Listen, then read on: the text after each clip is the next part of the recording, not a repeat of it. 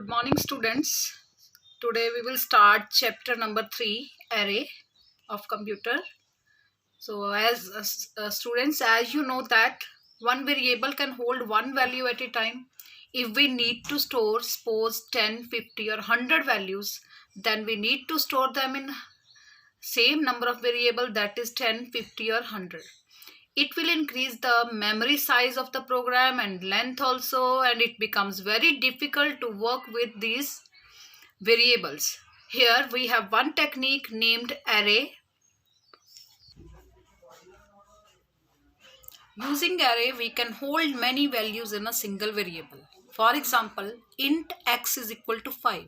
Here x is an ordinary variable which can hold one value, that is 5. You can see other example. In x with its subscript means pair of square brackets is equal to 1, 2, 3, 4, 5, 9, 10. It means x can hold, x with subscripted variable can hold these values 1, 2, 3, 4, 5, 9, 10. This means at a time it can hold 7 values. Here square bracket, this is subscript, so x is called subscripted variable. Definition of an array. A dimensional array is a structure created in the memory to represent a number of values of the same data type with the variable having same variable name along with different subscripts. A dimensional array is also called subscripted variable. It is of two types, single dimensional array and a double dimensional array. So students, you can learn this definition and its types from the page number 165 and write them on your notebooks also.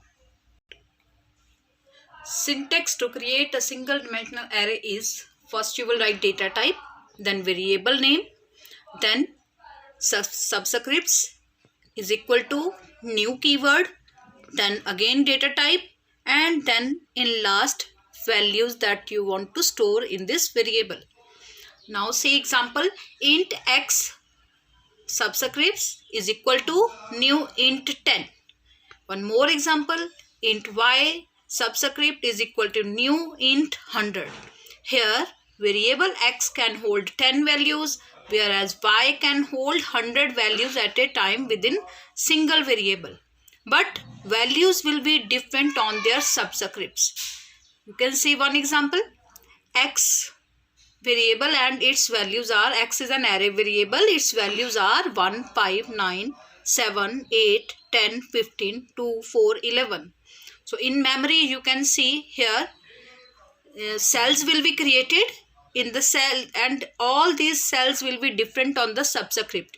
You can see x0, x1, x2, x3, x4, x5, 6 and so on up to 9. We will always start cell value from 0 and it will be end up to the total less than total number of values. Suppose 10 values are there, subscript will start from 0 and it will finish at the 9. Variable name is same but values are different on their subscript as 0, 1, 2, 3, 4 and so on. So you can see here how the values will store in an array. Its explanation you can see on page number 166. As you can see here,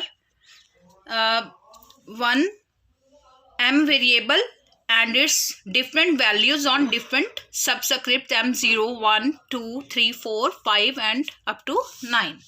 So in this example you can see the subscripts and they help in both input and output the array elements. M is the subscripted variable which is used to represent data items at different subscript as m0, 1 and 9. So this subscripts are also called cells. Underline this. So you can create arrays to store different other data types. You can see array of integer int m new int 10, array of fractional number float m new float 10, array of characters char m, new char 10, and array of strings string m is equal to new string 10. So this way you can create different data types arrays: int, float, char, string, and so on.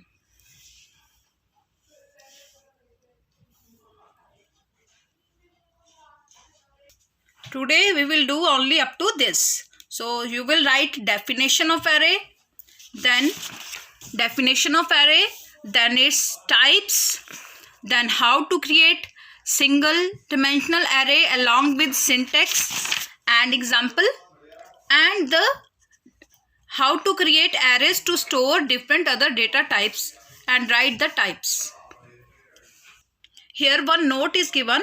It must be kept in mind that the array will always begin with the 0 subscript.